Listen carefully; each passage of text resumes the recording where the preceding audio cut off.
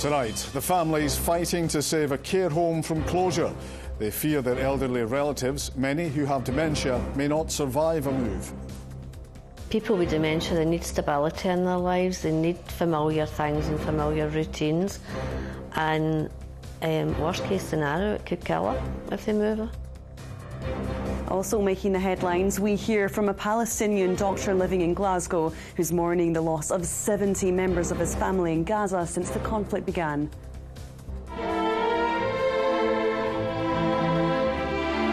And celebrating the Scottish composer behind some of the most loved film scores in the world.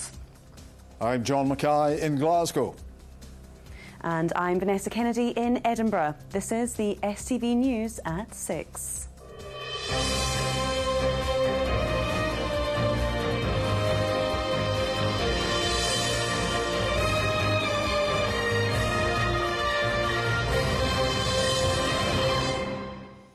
Good evening. Families in Lanark fear they may become victims of the latest care home closure. More than 200 have shut, with the loss of 2,000 places in the last decade. The latest earmarked is McClimate House, which cares for elderly people with dementia. Families who have loved ones there launched a campaign saying they fear their relatives wouldn't survive a move. A consultation on its closure is underway. South Lanarkshire Council, who run the home, say they haven't made any final decision but need to plug a £21 million black hole in their budget. Ollie Dickinson reports. It's a home from home for my mum, and she's so distressed about the fact that it might not be her home for very long. My mum would shorten her life.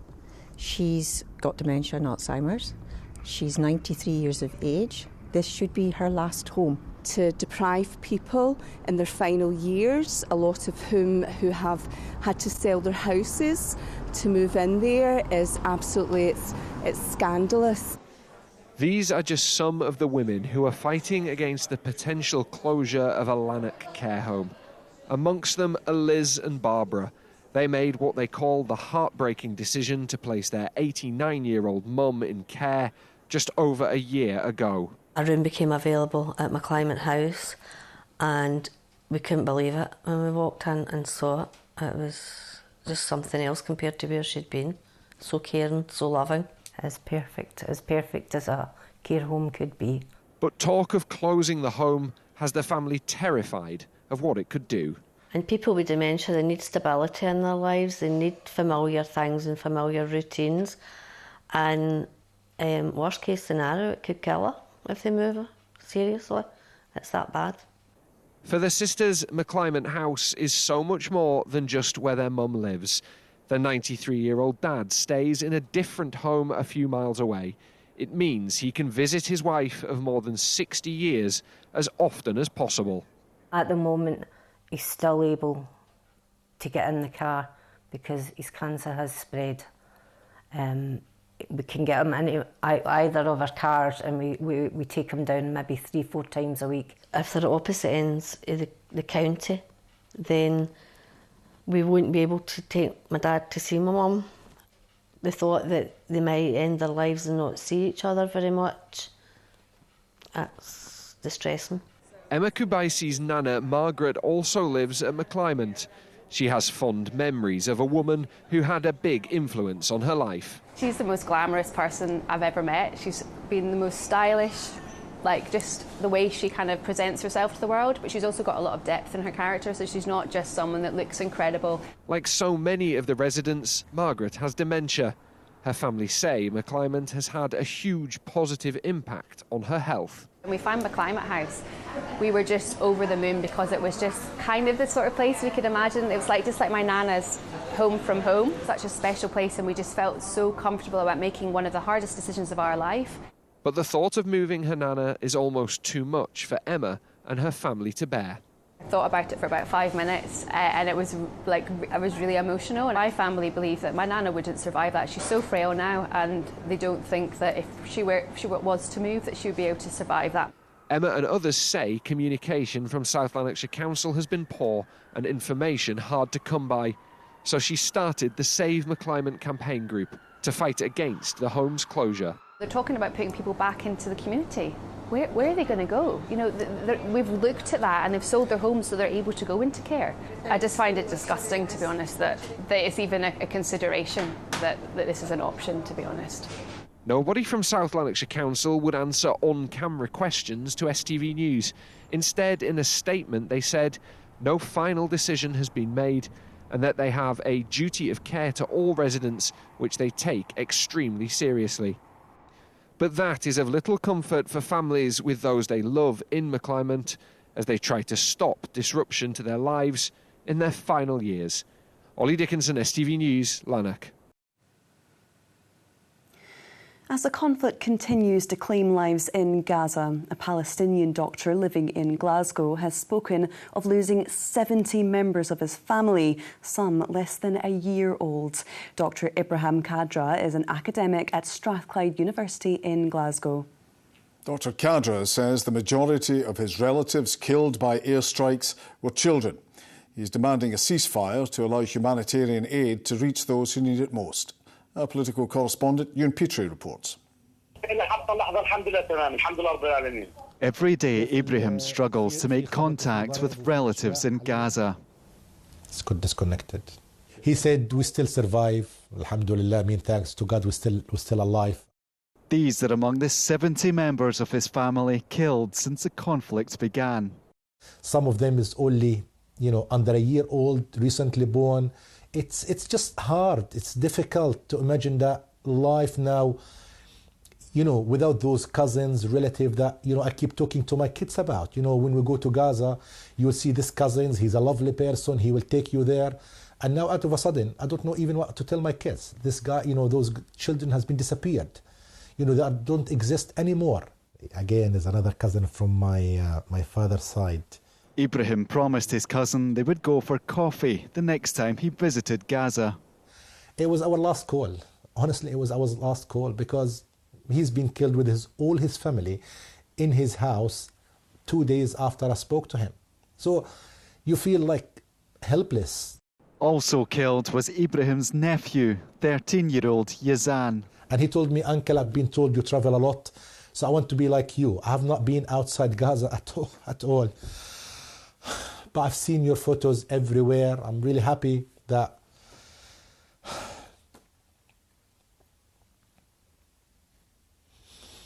to see you on Facebook and see your photos. I really want to come and spend time with you. Last night when I've been told that the whole family is being killed, and you see a lovely boy who have a dream of being something big, and a missile destroy all their dream. That dream doesn't exist anymore. So a lot of dreams been lost under those rubbles or by those missiles. For now, Ibrahim can only wait for more news and mourn the relatives he's lost. Ewan Petrie, STV News. Well, today hundreds of school children have held a rally in Glasgow calling for a ceasefire. Crowds gathered in Buchanan Street to show their support for those killed in the fighting. A further rally is planned for Glasgow Green tomorrow. We have to empower them. I think it's very wrong for Israel to be bombing innocent children, and they have no right to do that. My message is that it's not fair for other kids that are getting bombed. They have a future. They need a future. And all their dreams have just been bombed.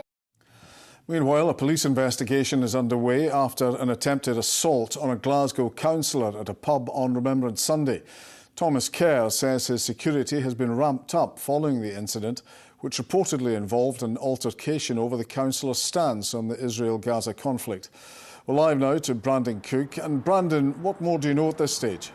Well, details at the moment, John, are fairly limited, but what we do know is the alleged assault on the Tory councillor happened last Sunday at the Wood End pub in Mount Vernon in Glasgow. That was following a day of pro-Palestinian protests across the city. Mr Kerr was allegedly verbally targeted due to his stance on the conflict, and tensions are said to have flared to the point where there was an alleged attempted physical assault. Mr Kerr says he's been forced to up his security in the wake of all this. He's reportedly reportedly been told to carry a panic alarm and to avoid public transport. Police are also said to have found credible online threats against him. Officers say that they're continuing to follow lines of inquiry. This is thought to be the first instance of its kind involving a Scottish politician, and tonight the Scottish Conservatives condemning it, saying he was subject to a level of abuse which no politician should have to endure while simply out socialising in his local community. Brandon, thank you for that. In other news, a paedophile who abducted and sexually abused a young girl has been granted leave to appeal against his sentence. 53-year-old Andrew Miller, who also uses the name Amy George, was jailed for 28 years last month after attacking the girl at his home in the Borders. His appeal hearing begins next month. 8 teenagers have been charged following disorder on Bonfire Night in Edinburgh. 2 15-year-old boys have been charged in connection with preparing petrol bombs and firing fireworks at the police in Niddrie. Meanwhile, 6 other boys aged between 14 to 16 have been charged in connection with possessing fireworks. Independence is the only realistic route for Scotland to regain the benefits of EU membership. That's according to a new paper published by the SNP's External Affairs Secretary Angus Robertson. The publication proposes rejoining the EU as soon as possible, but acknowledges it could be a lengthy process. The UK government says the SNP should focus on growing the economy and improving public services. A former nurse who was forced to give up work due to long COVID is joining health unions in calling for the condition to be recognised as an industrial disease. Brenda Eadie says she now relies on a mobility scooter after being exposed to the virus at her work. The British Medical Association and Royal College of Nursing say too many workers have lost their livelihoods because of the risk they took during the pandemic. It is an industrial injury. If I hadn't gone to work, I wouldn't be like this. Do you know, if teachers hadn't gone to work, they wouldn't be like that. Fire, police, shopkeepers, all the people who had to go out in the front line to make sure that the rest of the population could survive. We need this help. We need this to be an industrial illness. Now, with winter fast approaching and the population ageing, Scotland's hospitals are once again braced for a busy few months ahead. But more and more patients who previously need to be admitted to a ward are now being treated at home. In East Lothian alone, more than 400 people have used the service in the last 6 months. Our senior reporter, Gordon Cree, joined a shift to see it in action. Judy is an advanced nurse practitioner. She's based at the hospital in Haddington but works in the community. I love the fact that we're going into people's homes and we're keeping them at home. Do you know, like they do so much better at home. Hello, Mrs. Malone. Hello, Judy. How are you? I'm good. How are you? The hospital at home service allows patients who previously would have needed to be admitted to a ward to instead be treated in their house. Today's first call is a good example. A woman who's on oxygen after developing blood clots.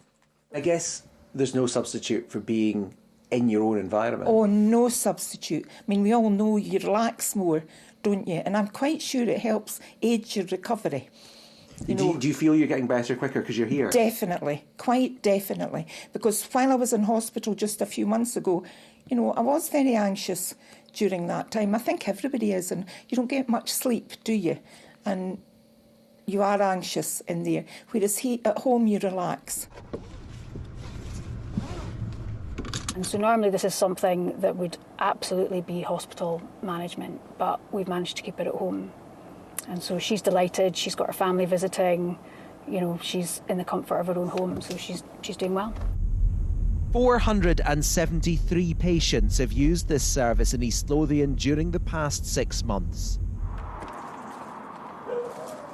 Hiya. Hello, Mr. Murdy. How are you? I'm fine, thank you. Good. I'm very well. The next call takes Judy to Douglas, who's suffering from heart failure. She's able to check his condition and monitor his response to medication.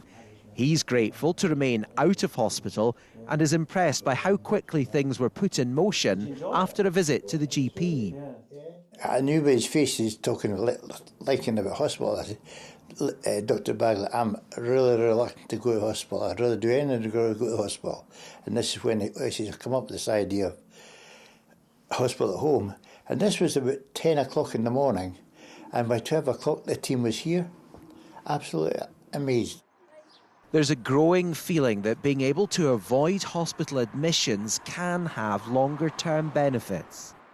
It doesn't take long for people to become institutionalised, and also for people to sort of adopt a patient sort of mentality. So if you're in a hospital gown, in a hospital bed, then you're not getting up and you're not making your own cup of tea and you're not going to the door and you don't have access to people popping in. So people become very institutionalised very quickly. And then that causes problems further down the line. So people who have been independent before they've gone into hospital suddenly can no longer go home because they now rely on help to get up, or they need help to eat or feed. So if we can keep them at home, then we sort of break that chain. With good feedback from people using the service, those in charge are now looking to possible future expansion. Hospital at home could become a more widespread way of delivering healthcare. Gordon Cree, STV News, Haddington. South Lanarkshire is set to welcome a new village of nest houses to help people struggling with homelessness. The charity's Social Bite unveiled the new design as part of its Christmas campaign. We're finding the project's had a really remarkable kind of success at breaking that often cyclical nature of homelessness, where people can sometimes relapse and repeat into homelessness. It's kind of really giving people the stability, the relationships, the support to kind of find their feet and move on into their own place. So yeah, we're really hoping we can try and do something similar both in Dundee and South Lanarkshire. A huge festive market is back in Glasgow, championing local small businesses and artisan makers. The Country Living Christmas Fair gathers hundreds of designers under the Exhibition Centre's roof for 4 days, as Caitlin Hutchinson reports. It was the month before Christmas, and that means one of Scotland's biggest festive fairs is in full swing. This 4-day event at Glasgow SEC is back this weekend, packed with people searching for that perfect gift or simply soaking up the atmosphere. What a wee bit of shopping. A lot of shopping, get around, get some stocking fillers, getting ready, getting excited, eh? I haven't bought anything yet, but there are stalls that I'm going to go back to if I can find them again. And we're actually here with our in-laws. We always come every Christmas time just for a wee nosy round to spend far too much money. I love Christmas. I'm obsessed with it. Thought he'd have a little sensory experience. We actually plan pretty much all year round. Christmas is every day for me and the team, and we love it and we really immerse ourselves in it. There is so much to do. There is music and there's entertainment and tasting demos and workshops. Most of the exhibitors are the makers behind the brand, and they're there and they're willing to tell their story and share it with everyone. Shona's one of the hundreds of artisan makers touting their wares, and her brainchild's a firm favourite. It started when my children were really tiny. I was very conscious of the amount of plastic waste that I was using making packed lunches and sandwiches, and I kind of worked out various prototypes and came up with this as the best solution. So it was a reusable sandwich wrapper. They're made right here at home with the help of inmates at Kilmarnock Prison. They do a 6-week block in industrial sewing, so they get a qualification, they're obviously learning a skill, they get paid for their work, and I get them made in Scotland, so it's an absolute win-win situation. It's very simple to use. You put your roller sandwich inside, folds over, and you tuck it in, and it's got a little Velcro strip, so you pull it tight, and that's your lunch ready to go. And speaking of lunch, Rennie's been busy with her cookery demonstrations. It doesn't need to be expensive. It's cost crisis. Air fryer is really important. Some people have given us feedback. We're always making the same food. So come away with something new, trying something new, reducing stress. So a few ideas that will help you, that you can plan and prep before Christmas. I think that's important as well. There really is something for everyone. Live demonstrations, crafting sessions, and even a festive choir. What more do you need to get into the Christmas spirit?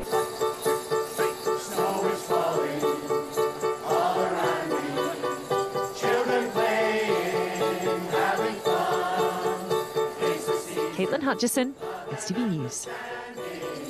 Merry Christmas, everyone. Now to the Women's Premier League and ahead of their game against Glasgow City. Rangers head coach Joe Potter says her players will use the previous meeting between the two sides as motivation for Sunday's clash. Rangers' only drop points of the campaign was in the draw against the champions in August. The leaders hold a 1-point lead over second-place Celtic and will go 11 points clear of third-place City with a win this weekend, having played a game more. I feel that they took 2 points off us last time. So, you know, we've got to be wary, and we know that they've got threats. But, yeah, I'm not expecting an easy game at all. It's still there, but we've got to use that as motivation to go. We're still in a very strong position in the league. We're still front runners, and we're still playing really good football. Rugby and Edinburgh can leapfrog URC League leaders the Bulls tonight when they face the South African side in the capital. Edinburgh have 3 wins out of 4 under new boss Sean Everett. Jamie Borthwick is at the Hive Stadium ahead of kick-off. Yes, big match for Edinburgh tonight. The first of 3 consecutive home matches for them in the URC, and I'm delighted to say that I'm joined by Matt Curry to look ahead to them taking on the Bulls. And Matt, 3 wins out of 4 under Sean Everett, the new head coach. The guys must be feeling very confident at the start that you've made. Yeah, I think we're all pretty chuffed with the start we made. The vibe's been really good in camp, and I think the wins that we've had, they've been tough wins, but we've pulled through on them. And obviously the Leinster game, a bit of a disappointment, so hopefully we can rectify where we went wrong there, and you saw that last week, I hope. The Bulls tonight, they're sitting top of the URC, they're the top scorers in the league. How big a challenge are they going to present to the boys? Yeah, I think they're obviously top for a reason. I think they bring a massive power game. We know they've got a few key individuals, and hopefully we can try and nullify their effect on the game. I think just for us, it'll just be focusing on our game, making sure we're kicking and playing in the right areas, and then hopefully we can stop their momentum and start playing on top. Fantastic, Matt. Thanks so much for joining us on STV this evening. Intriguing match ahead for Edinburgh. Kick-off is in just over 1 hour's time. Staying with rugby, and Glasgow Warriors have been dealt a double blow. Jamie Doby has been ruled out for 3 months after undergoing ankle surgery, while Duncan Weir has been handed a 3-game ban for a dangerous tackle. Head coach Franco Smith has, however, been boosted by the return of George Turner for tomorrow night's clash against Benetton. We all know George is an energetic player, and with enough freedom for him to just come and contribute. I think a lot of the system and processes are in place, and he must just come and add his ingredients to the recipe. So hopefully we'll see him very excited and bring some new enthusiasm. Best of luck to Bob at the weekend. That, folks, is all your sport tonight. Have a great weekend. I'll see you again on Monday. Thanks, Rama. Now here's the weather with Philip. A breezy morning will be followed up with a flurry of fresh delights for lunch. TUI sponsors STV Weather. Hello and very good evening to you. Well, throughout today we've been under a ridge of high pressure, and that's what's given us the fine, dry and settled conditions throughout the day. Unfortunately, tomorrow it's turning unsettled as we head into the weekend. This large area of low pressure will start to dominate through Saturday, Sunday and into Monday. Back to just now, and to start this evening we will be holding on to the dry and clear conditions. That will lead to some mist and fog patches forming initially. Later on in the night, though, all change as we start to see this next frontal system moving in, so the cloud will start to thicken. We'll see this band of rain moving in, some heavier bursts in the mix, and the winds will start to strengthen. So temperature wise tonight we'll be reaching our minimum early on in the night. Temperatures getting down to around 1 or 2 degrees Celsius to begin with, but then once that cloud moves in, dropping to lows of around 5 or 6 degrees Celsius. Looking ahead to tomorrow, like I said, an unsettled start to the weekend. That cloud and rain will continue to move through in the morning. It's followed closely by some heavy blustery showers through the course of the afternoon. Temperature-wise, reaching highs of 13, possibly 14 degrees Celsius. That's because we're now in a southerly airflow dragging in milder air, so those temperatures will be slightly higher than today. Looking ahead to Sunday, we're under the centre of that low pressure system, so overall we will be seeing lighter winds, some further showers through central and western parts with highs of 12. Bye-bye. TUI sponsors STV Weather. And finally, the Scottish composer Patrick Doyle is the man behind some of the most loved film scores in the world, from Bridget Jones's Diary to Brave, to name but a few. This weekend, he's taking to the stage alongside Richard E. Grant and Peter Capaldi as the Royal Scottish National Orchestra celebrate his 70th birthday and incredible career. Laura Boyd headed to rehearsals to find out more.